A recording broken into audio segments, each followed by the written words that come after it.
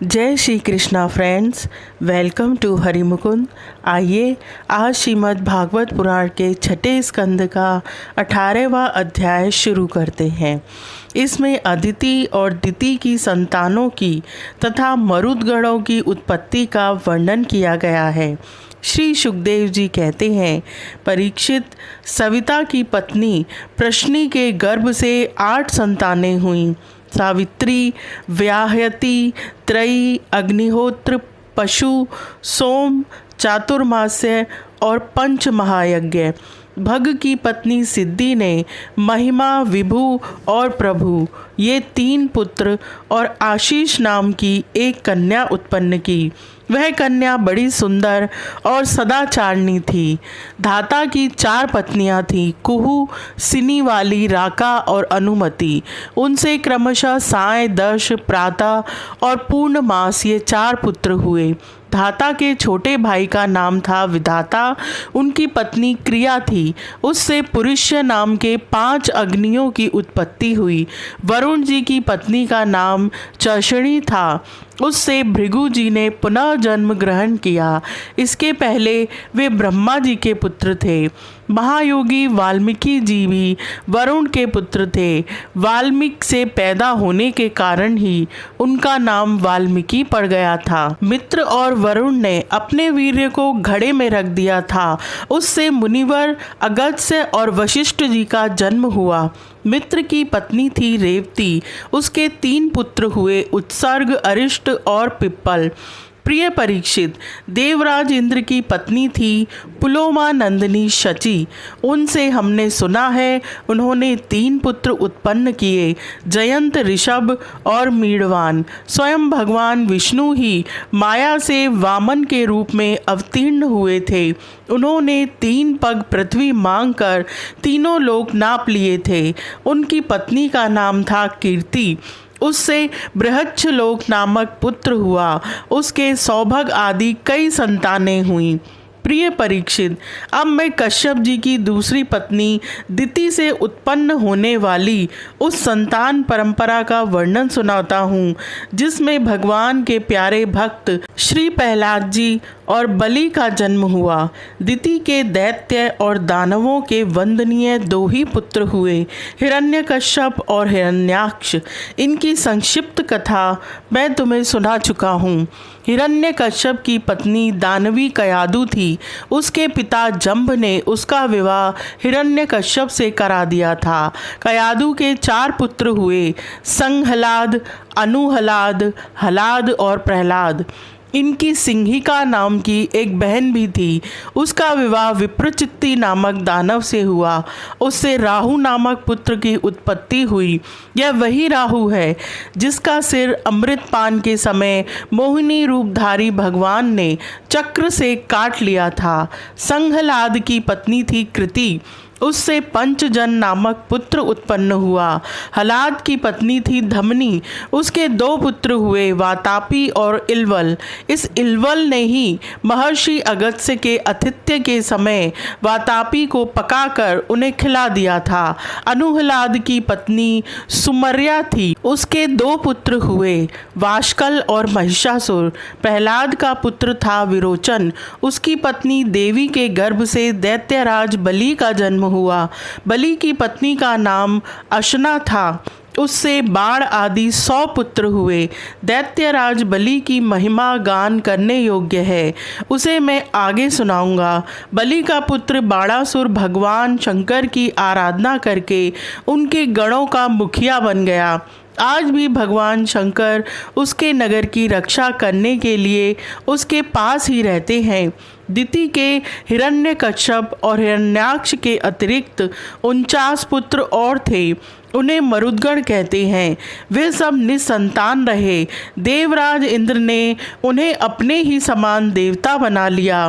राजा परीक्षित ने पूछा, भगवान, मरुदगण ने ऐसा कौन सा सत्कर्म किया था जिसके कारण वे अपने जन्मजात असुरोचित भाव को छोड़ सके और देवराज इंद्र के द्वारा देवता बना लिए गए? ब्राह्मण, मेरे साथ यहाँ की सभी ऋषि मंडली यह बात जानने के लिए अत्यंत उत्सुक हो रही है।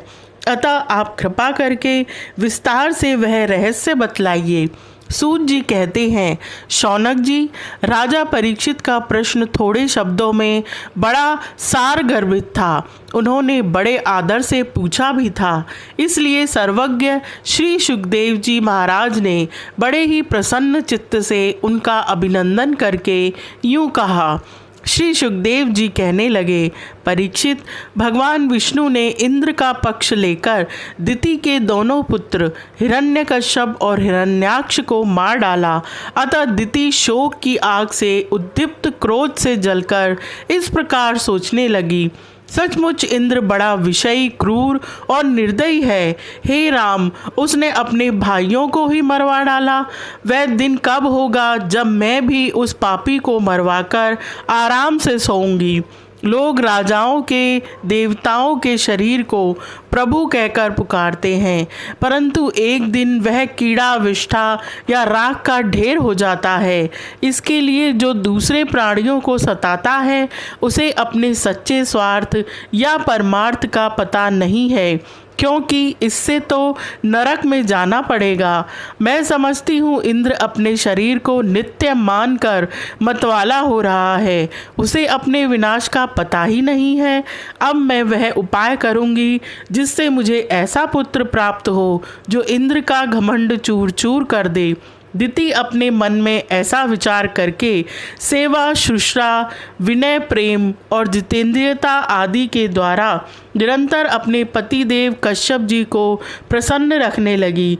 वह अपने पतिदेव के हृदय का एक एक भाव जानती रहती थी और परम प्रेम भाव, मनोहर एवं मधुर भाषण तथा मुस्कान भरी तिरछी चितवन से उनका मन अपनी ओर आकर्षित करती रहती थी।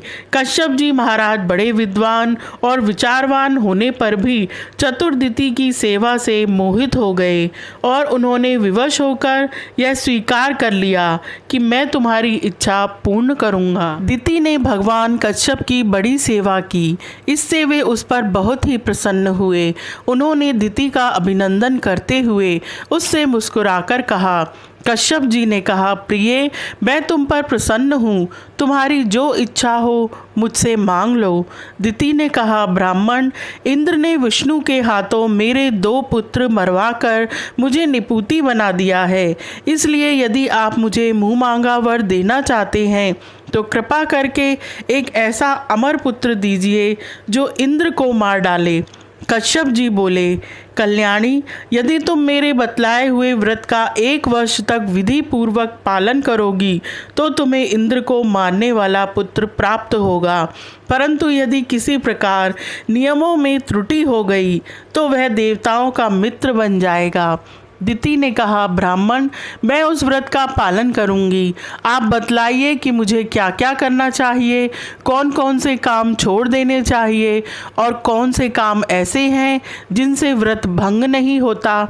कश्यप जी ने उत्तर दिया, प्रिय, इस व्रत में किसी भी प्राणी को मन, वाणी या क्रिया के द्वारा सताएं नहीं, किसी को शाप या गाली न दें, झूठ न बोलें, शरीर के नख और रोएं न काटें और किसी भी अशुभ वस्तु का स्पर्श न करें, जल में घुसकर स्नान न करें, क्रोध न करें, दुर्जनों से बातचीत न करें, बिना धुला वस्त्र न पहने और किसी की पहनी हुई माला न पहने, जूठा न खाएं, भद्रकाली का प्रसाद या मांस युक्त अन्न का भोजन न करें, अंजलि से जलपान न करें, जूठे मुंह बिना आचमन किए, संध्या के समय बाल खोले हुए, बिना श्रृंगार के, वाणी का संयम किए बिना और बिना चद्दर ओढ़े घर से बाहर न निकलें, बिना पैर धोए अपवित्र अवस्था में गीले पांव से उत्तर या पश्चिम सिर करके सुबह शाम सोना नहीं चाहिए।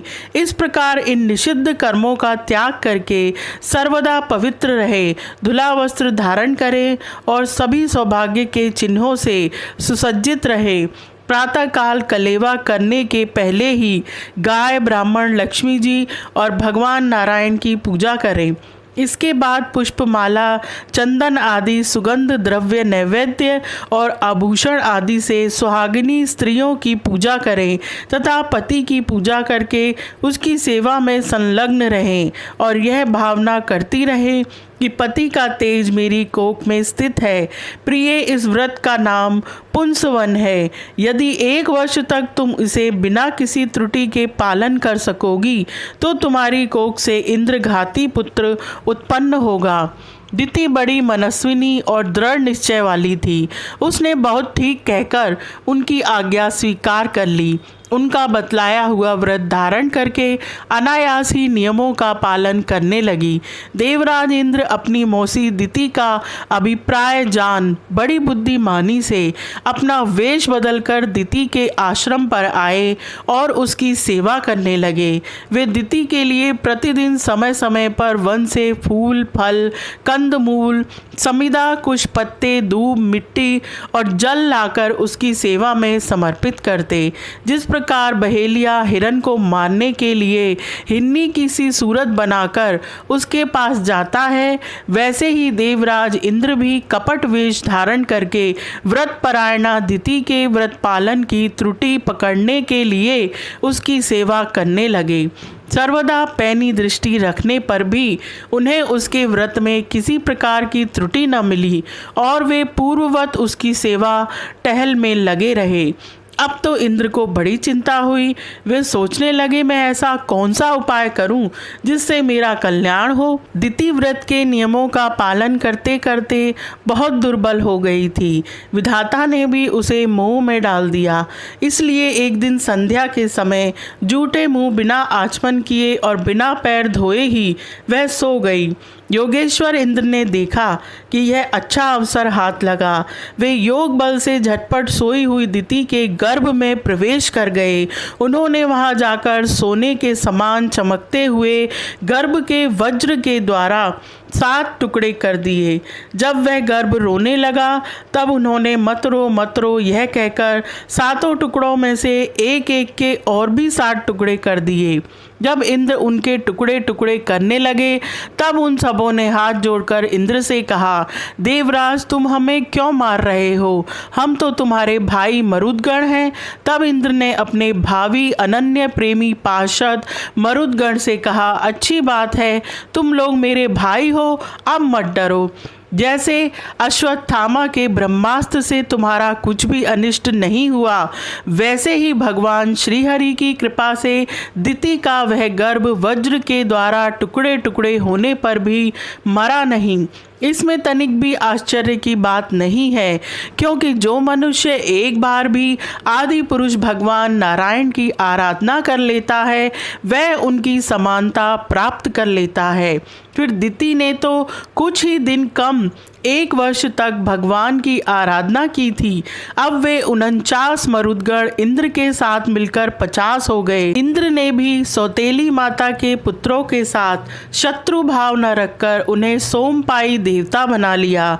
जब दिति की आंख खुली तब उसने देखा कि उसके अग्नि के समान तेजस्वी 49 बालक इंद्र के साथ हैं। इससे दिति को बड़ी प्रसन्नता हुई। उसने इंद्र को संबोधन करके कहा, बेटा, मैं इस इच्छा से इस अत्यंत कठिन व्रत का पालन कर रही थी कि तुम अदिति के पुत्रों को भयभीत करने वाला पुत्र उत्पन्न हो। मैंने केवल एक ही पुत्र के लिए संकल्प किया था, फिर ये 49 पुत्र कैसे हो गए? बेटा इंद्र, यदि तुम्हें इसका रहस्य मालूम हो तो सच सच मुझे बतला दो, झूठ न बोलना।